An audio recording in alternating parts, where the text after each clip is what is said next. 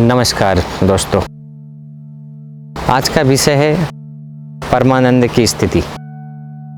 वास्तव में जब हम योग मार्ग में जब हम चलते हैं तो कभी कभी हमारा मन सुख साधनों में वैभव में चला जाता है, जिसके कारण अतींद्रिय सुख तो छोड़ो, लेकिन सुख की अनुभूति तो थोड़ी होती है, क्योंकि साधन सुविधा है। इससे आगे बढ़ें कि हम सच्चा सुख जब परमात्मा प्यार में खो जाते हैं, जो अतींद्रिय सुख हमें प्राप्त होता है, तो हमें एक एहसास होता है, और वह एहसास ही है कि हम परमात्मा के साथ में हमारा बुद्धि योग जुड़ जाता है।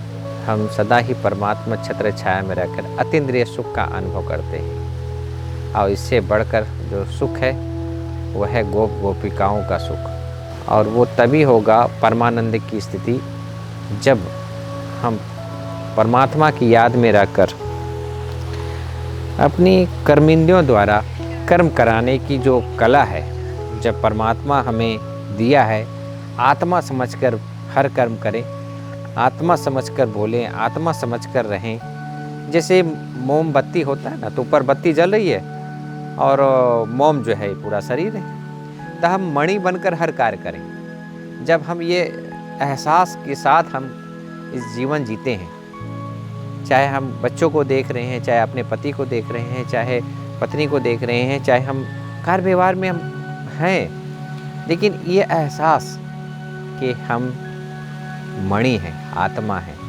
और फिर ये अभ्यास करते हुए जब हम योग में बैठते हैं सुबह शाम, तब जाके परमानंद की स्थिति प्राप्त होती है। वह आनंद जो इंद्रियों से भी पार परमात्मा के साथ सर्व संबंधों का जो सुख हमें प्राप्त होता है, उसका जो रस मिलता है आत्मा को, वह रस सब सुखों से श्रेष्ठ माना गया है। अतींद्रिय सुख ठीक है, हम इंद्रियों से कोई भी अच्छे कर्म करते हैं तो वह अतींद्रिय सुख में आता है। श्रेष्ठ कर्म करते हैं जो, और विकर्म करते हैं तो विकर्म दुख में आता है, और इंद्रियों से अच्छे कर्म करते हैं तो सुख में आ जाता है, और कंटिन्यू हो जाता है तो वह आगे बढ़कर अतींद्रिय बन जाता है। लेकिन परमानंद की स्थिति तभी प्राप्त होगी जब इस सबसे पार, सबसे न्यारा होकर, फरिश्ता बनकर जो परमात्मा के साथ हमारा कनेक्शन होता है, उससे वार्तालाप होती है। परमात्मा हमको घुमाने ले चलता है, और वह एहसास फरिश्ता बनकर जो हम प्राप्त करते हैं, वही हमें परमानंद की स्थिति अनुभव कराती है। और यह तभी होगा जब देह के सब संबंधों को त्याग कर थोड़ा समय सुबह शाम आप समय निकाल कर आप इसका अभ्यास करें। और ये अभ्यास तभी संभव है जब आप छोटे छोटे अभ्यास करते रहेंगे। जी हाँ, ओम शांति।